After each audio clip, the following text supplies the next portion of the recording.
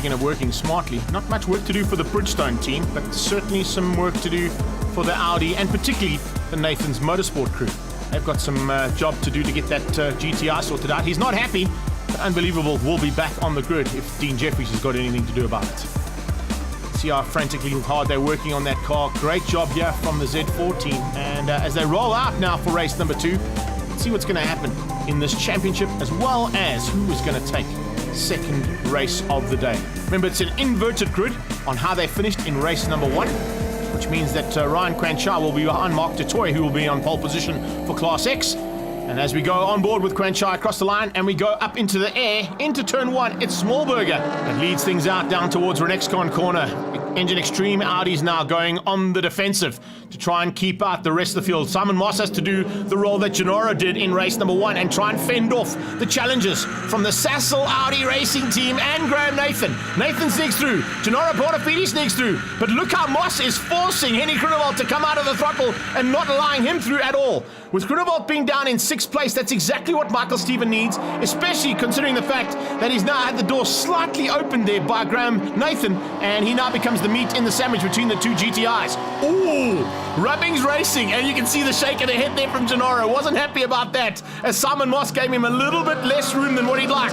Moss runs wide, the door is open, and there goes Grunewald. Can he make it stick? Yes, he can. Grunewald just muscling his way in there.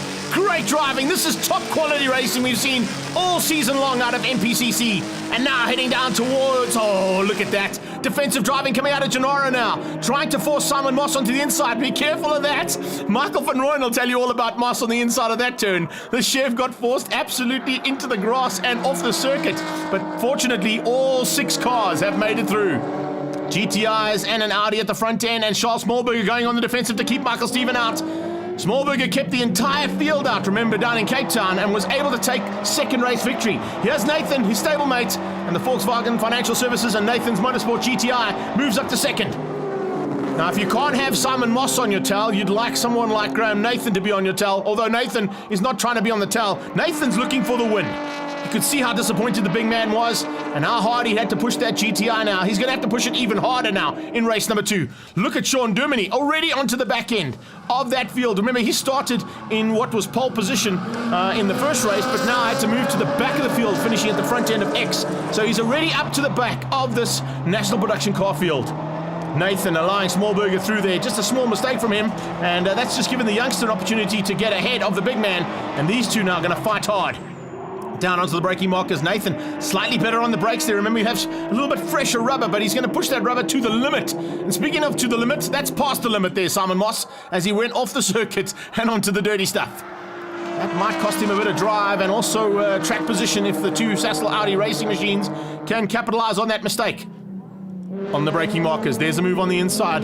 Bonafide looking to force Simon Moss into a mistake of some nature. The reason he wants to do that is that's going to allow Henny Grunewald to move up one position. At the front end, it's Mark Dutoy fighting with George Smallberger. That's for Class X. Ryan Quanchai sitting in 3rd place as Henny Grunewald just went flying past. Incredibly, I can't believe how well he's going there. There's a problem there on Bonafide's car. That's not normally the case. Bonafide, we're on board with him right now as we come out of Castro Magnetec, heading up the hill. There's definitely an issue there on the car. We saw them working on the engine earlier on, and maybe that problem's come back again. Michael Steven's got no issues right now, other than the fact that he's got to make up as much ground as possible and get away from Henny Grunewald. You heard in his interview, the championship is not done yet. Stranger things have happened in motorsport, and this race is not over by a long shot. Simon Moss now onto the back end of Nathan. Nathan having to work that front end of that GTI twice as hard as the Quattro System S4s that he's fighting with. We mentioned the fact that the front-wheel drives have got some good pace around here, but remember, they've got to do all the work through those front wheels. And we've already seen an ABS pump problem there for Nathan. Simon Moss coming alongside Graham Nathan. Crumpy not going to let him through. Moss looking for an opportunity if there's one. Look at the ability of that all-wheel drive car to able to hang on to the apex a little bit better. The front-wheel drive car just forcing itself wide under the power coming out of that GTI. And Nathan is doing an incredible job to hang on to it. And in fact, nearly runs wide. The two of them going almost in sympathy.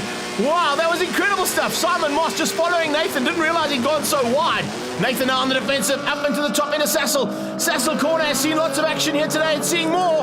And there's an Engine Extreme Audi 1-2 now, as Graham Nathan has been demoted down into third. Henny Grunewald can see there's an opportunity now. He can see that the car in front of him is flailing slightly. Oh, I wouldn't say it's just over yet, though. Don't put your money on anybody with one lap to go, because Nathan has not given up the ghost. He is still looking for opportunities, and in fact, he's now going to try and keep Henny Grunewald at bay. Grunewald getting slightly better drive onto the straight, and Nathan around the outside. Look out, here comes Sean Germany now. He's involved in it as well.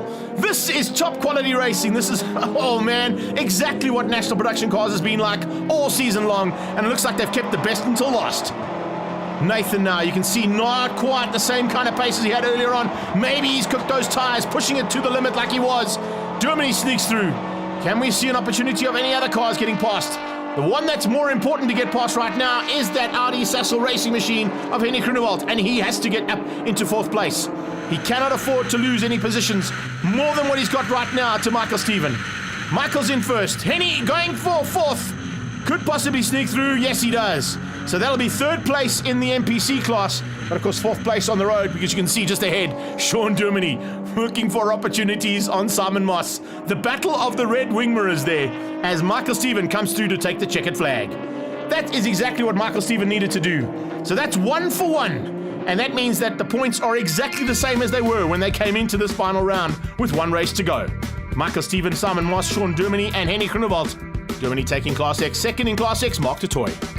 We caught up with Henny Grunewald now to see what the plans are for the final effort in race 3. I think it's something like 8 points now. We just got out the car and need to go and do the maths. But yeah, the next race is going to be an important one, because we've started on the front row, but there's some risky driving out there, and we need to make sure we can bring the car home safe and with some good points to be able to do the chance. Simon Moss did it all right in race number 2 to keep out everybody else. To be honest, I didn't plan to hold him up. It's a good team plan, but I was actually racing and managed to get ahead of the Sassel cars. At one stage there were 2, one on each side of me. But you know, you play with the bull, you get the horns. But at the end of the session, it looked like all the race. Me and Mike finished first and second. Very great team result, and yeah, I'm very happy. End of the season with the second last race of the year with a 1-2. Michael Stephen now with all the work to do in the final heat. I don't know what that does in terms of the championship. It's probably still very difficult for me to win it, but yeah, great to come here and have a win on the day, and one more race to go, and let's see what we can